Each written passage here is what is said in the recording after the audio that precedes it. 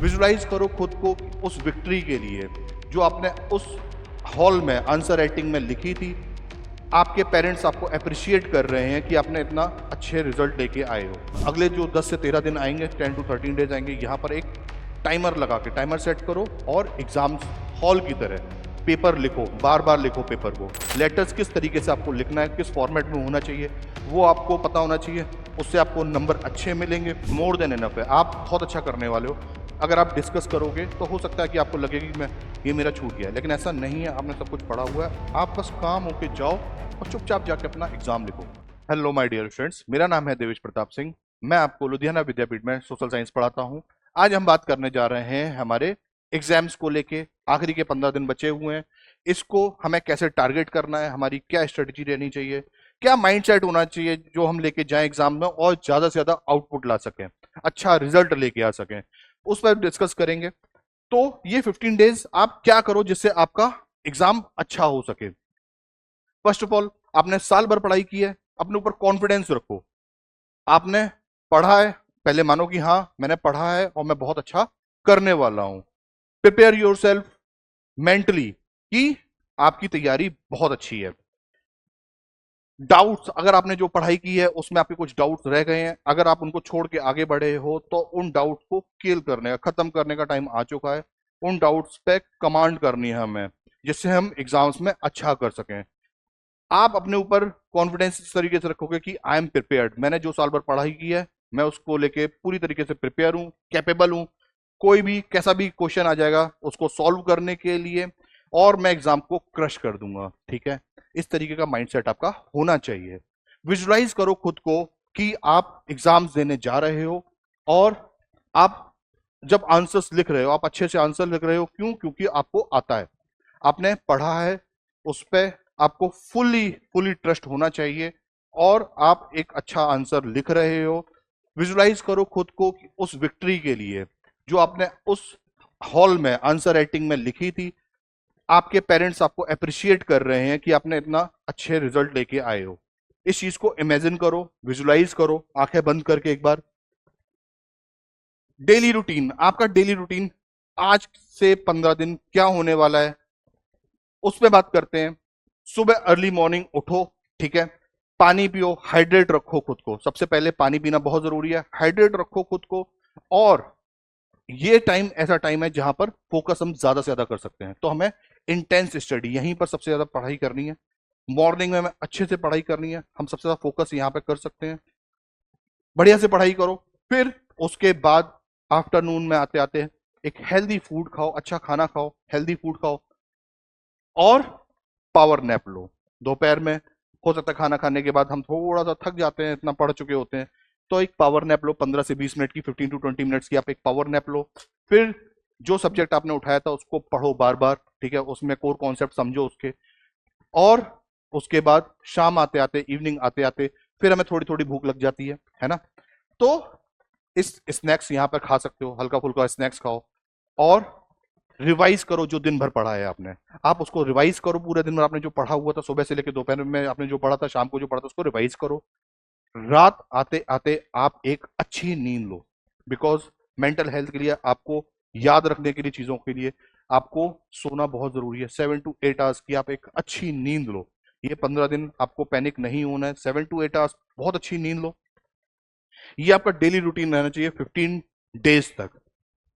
अब बढ़ते हैं एक बहुत इंपॉर्टेंट, जो कि हम 15 दिन की बात कर रहे थे कि ये प्लान किस तरीके का होना चाहिए।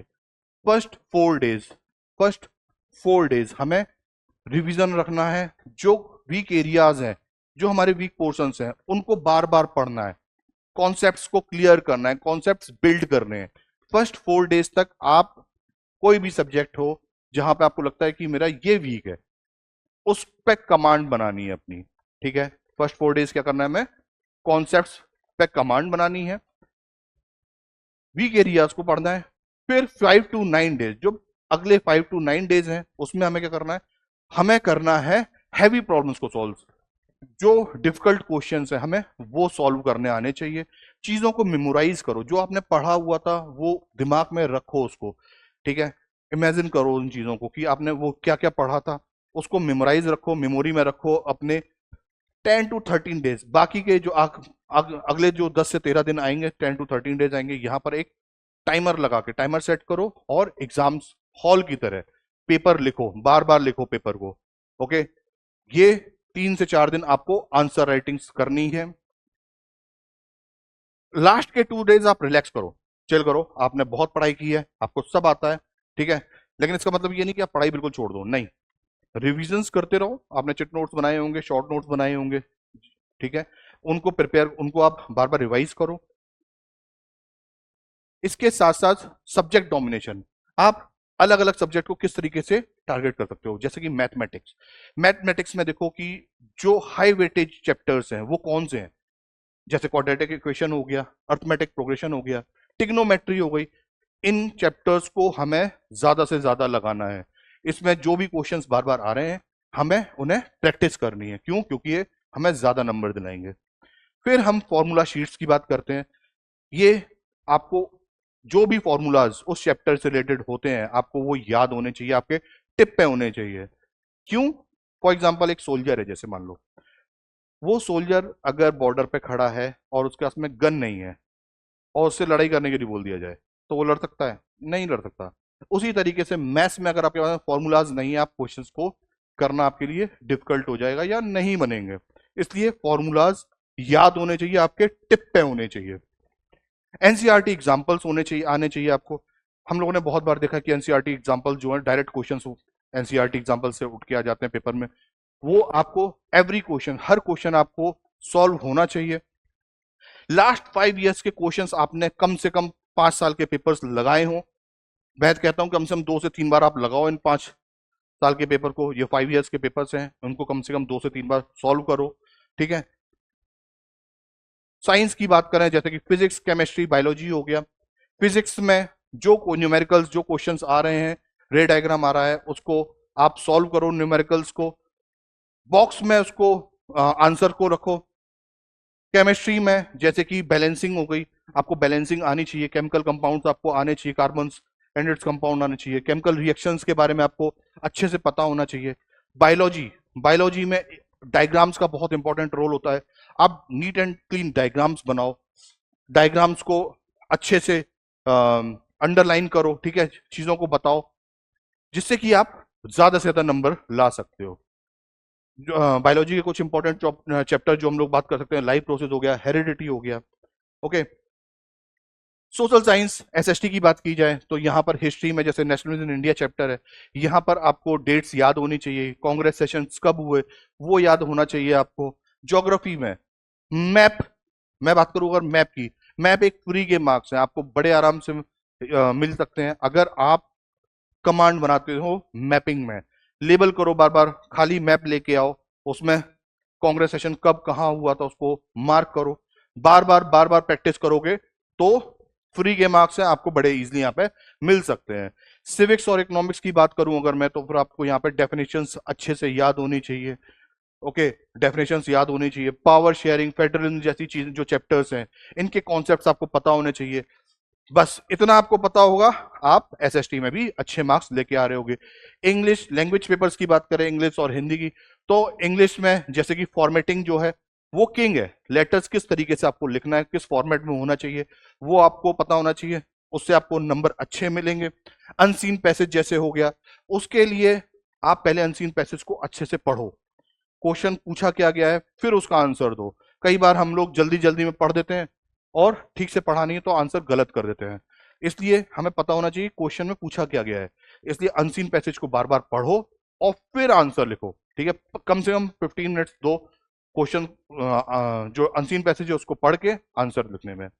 हिंदी में, हिंदी लैंग्वेज एक ऐसी सिंपल लैंग्वेज लगती है, लेकिन जब हम लिखते हैं तो वहां पे हम लोग आंसर राइटिंग में गलती कर देते हैं। मतलब फॉर एग्जांपल मात्राज, बहुत छोटी चीज है लेकिन हम लोग मात्राज में गलती कर जाते हैं। ग्रामर अच्छी होनी चाहिए, स्पेलिंग आप सही से लिखो हिंदी में, ओके, तो हम लोग लैंग्वेज पे भी अच्छे से कमांड कर सकते हैं।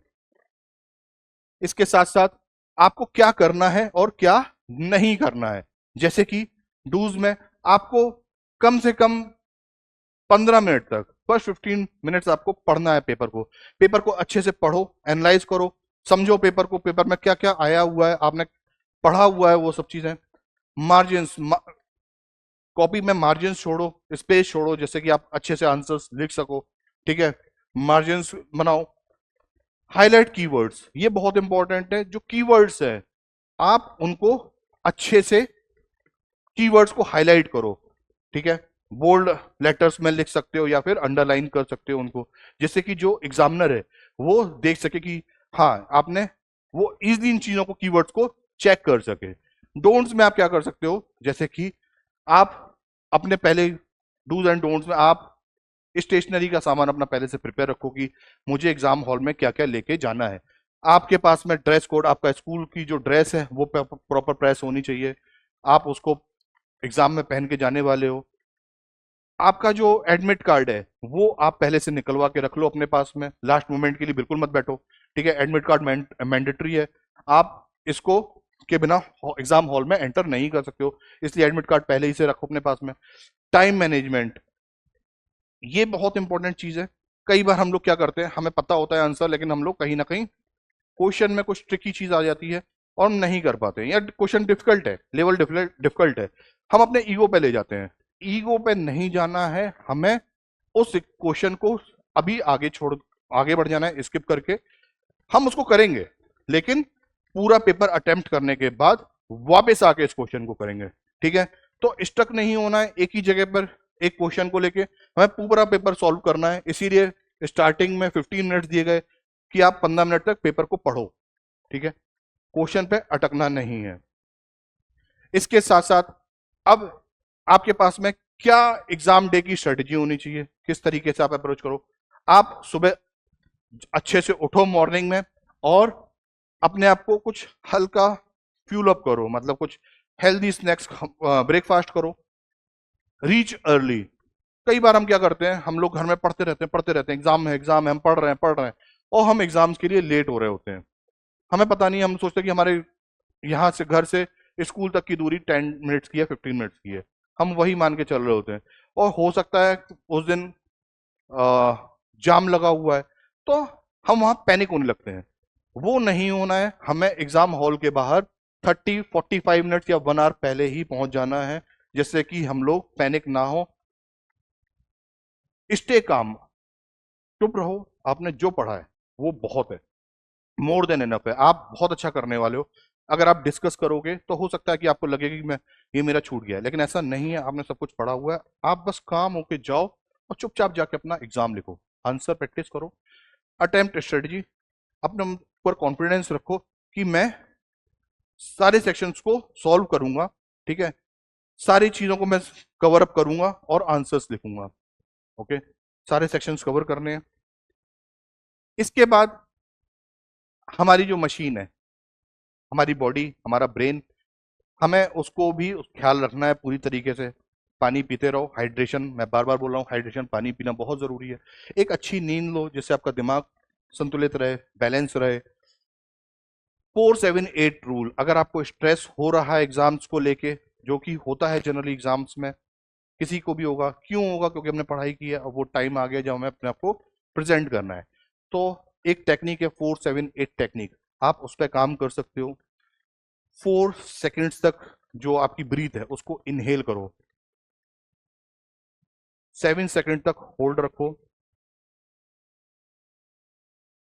और 8 सेकेंड अपने माउथ से एक्सहेल करो। ऐसा आप 4 टाइम्स रिपीट कर सकते हो। आपको लगेगा कि आप अब काम हो, आपके पैनिक जो आप हो रहे थे वो चीजें अब नहीं है। डाइट को कर, डाइट बहुत इंपॉर्टेंट फैक्टर है, जहां पर आप हल्का खाना खाओ, लाइट फूड रखो, जिससे कि आप लिथार्जिक ना हो। जंक फूड मत खाओ, क्योंकि जंक फूड हमें कहीं ना कहीं आलसी बनाते हैं। अब आपका दिन है, आप, एग्जाम आ चुका है, आप प्रिपेयर हो, आपकी प्लान पे, अपनी स्ट्रेटजी पे बिलीव रखो और आप बहुत अच्छा एग्जाम देने वाले हो। जो विजुलाइजेशन हम लोगों ने स्टार्टिंग में किया था कि मैं आज आंसर राइटिंग लिखने जा रहा हूं और मेरा अच्छा रिजल्ट आने वाला है, बस उस विजुलाइजेशन को हमको अब अप्लाई करने का समय आ चुका है, ठीक है। That is all. आप लोग बहुत अच्छे से एग्जाम दो। All the best for your exams. Thank you.